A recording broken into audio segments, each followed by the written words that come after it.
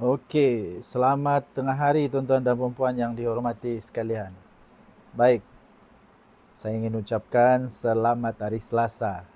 Oke, kepada Anda semua yang bermain politik, tenang-tenang. Jangan main emosi. Kalau main emosi, itu ketara sangat yang Anda ini bukan pemain politik yang bijak, bukan pemain politik yang serius. Karena Anda tidak berilmu, Anda hanya tahu emosi, ikut-ikutan. Jangan main politik begitu. Oke? So kita ikut fakta, kita ikut apa yang betul. Oke. Jadi seperti yang saya pernah kongsi sebelum ini, saya kongsikan 13 tuntutan, 13 tuntutan yang berkaitan dengan perjanjian Malaysia MA 63 yang telah berjaya diselesaikan. Pada video sebelumnya saya sudah berikan dua tuntutan kita yang sudah selesai ya, yang sudah selesai. Tapi sebelum itu, saya ingin beritahu bahwa tuntutan ini sebenarnya sedang dengan dengan sungguh-sungguhnya, dengan gigihnya diklaim oleh banyak pihak bahwa mereka lah hero. Tidak, hero sebenar adalah APCO. Hero sebenar adalah pemimpin-pemimpin APCO yang tidak pernah berhenti dari sejak pembentukan Malaysia. Sejak pembentukan Malaysia sampai sekarang. Hero-nya adalah pemimpin-pemimpin APCO sampai sekarang. Sekali lagi, hero-nya bukan hero-hero daripada parti politik yang lain, bukan. Tapi hero-heronya adalah daripada semangat perjuangan sejak asal pemimpin-pemimpin yang sampai sekarang ada di APCO. Okey. So, nombor 1 dan nombor 2 sudah saya kongsikan. Sekarang saya akan kongsikan 3 lagi tuntutan yang sudah berjaya. Okey. Yang ketiga itu adalah penyerahan kuasa kawal selia bekalan gas di negeri Sabah.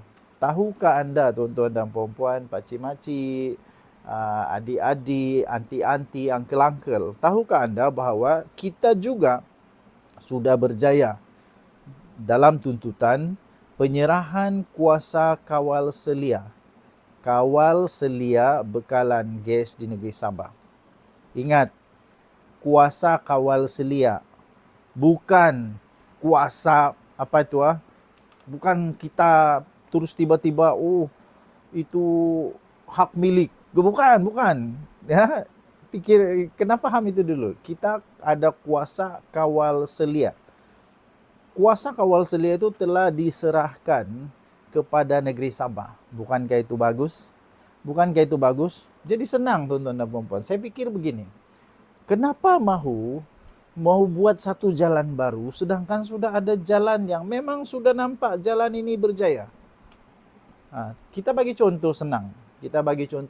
Analogi dia senang. Kita mau pergi KK. Mau pergi KK dari Pitas. Ada dua pilihan. Satu, buat jalan baru. Kau jalan baru, tebas hutan, potong hutan, macam-macam lah. Kena gigit semut, kena gigit panyangat, jumpa beruang, jumpa harimau, baru sampai di KK. Ataupun mau ikut satu jalan yang sudah ada tuh jalan. Jalannya sudah ada, nampak sudah kejayaan, mau sampai sudah di KK. Mana satu yang kamu mau ikut? Saya mau ikut yang sudah sedia. Saya mau ikut yang sudah sedia, yang sudah nampak kejayaan, yang saya sudah boleh nampak, oh itu KK, nampak sudah itu KK. Kenapa saya mau buat jalan yang baru? Jadi kita sudah ada satu platform yang nama dia APCO. Platform dia nama dia APCO, Pakatan Harapan. Pakatan Harapan bersama dengan APCO yang diterajui oleh APCO sudah buat itu jalan.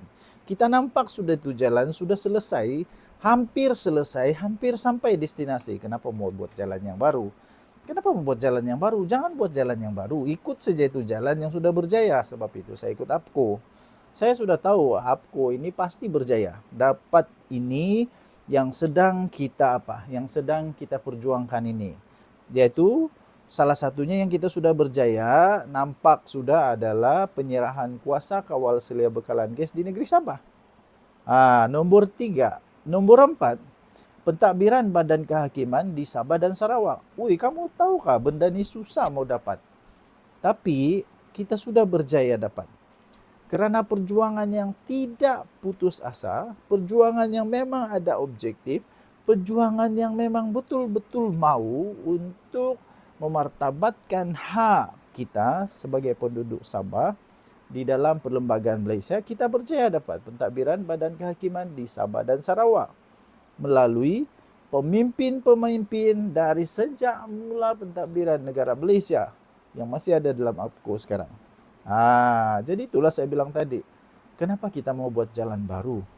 Kalau sudah ada jalan, kan? Kalau sudah ada jalan, ini baru tadi saya ada nampak satu blog lah, saya tidak tahu ini blog politik kah, blog persendirian kah, saya tidak tahu. Tapi tiba-tiba, kita mau mempertahankan, kita mau memperjuangkan hak Sabah 40%. Dalam hati saya, kenapa ada orang mau lagi nih, sedangkan sudah ada orang yang sedang berjuang. Apalagi sebenarnya yang mau diperjuangkan, kalau sudah orang perjuangkan, lama ikut sajalah orang yang sudah duluan berjuang. Tidak perlu lagi buat jalan yang baru, ikut yang sudah memang sudah berjaya. Kalau saya mau ikut orang yang sudah berjaya. Senang kan? Saya mau ikut orang yang sudah terbukti berjaya daripada yang baru mau try berjaya. Belum tentu dia berjaya. Jadi sebab itu bila saya nampak 13 sudah berjaya. Di mana? Di UPKO. Kenapa saya mau buat jalan baru? Bagus saya ikut jalan yang sudah memang berjaya ini. Kan senang begitu. Senang. Okey. Itu nomor 3. Jadi nomor 5, nomor 4. Tadi itu nomor 4, ini nomor 5. Baik, nomor 5. Penyediaan garis panduan, penyerahan semula tanah direzabkan bagi maksud persekutuan di negeri Sabah dan negeri Sarawak. Ini tentang tanah. Sebab itu sekarang kita gembira. Kerana penyediaan garis panduan, penyerahan semula tanah direzabkan bagi maksud persekutuan di negeri Sabah dan negeri Sarawak. Jadi tidak sewenang-wenang lah kan, tanah kita kena ambil kah, kena apakah, sebab ada garis panduan. Ini yang kita mau. Okey, jadi kita sudah ada 3 yang hari ini saya kongsi dan 2 yang sudah saya kongsi sebelumnya, sudah dia 5. Jadi kalaulah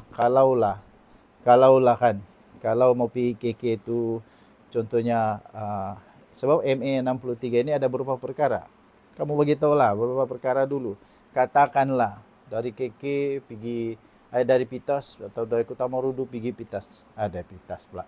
Dari Pitas ke KK. Katakan dari Pitas ke KK ada 100 km. Contoh. Sekarang ini sudah sampai 70 km.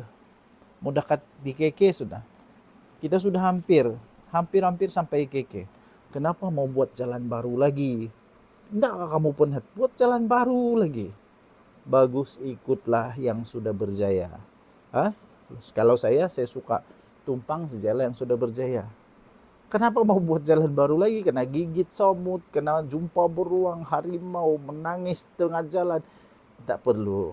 Mari, itulah saya bilang. Ramai orang tanya, kenapa tidak pandai bersatu? Itu jangan tanya orang, tanya diri sendiri.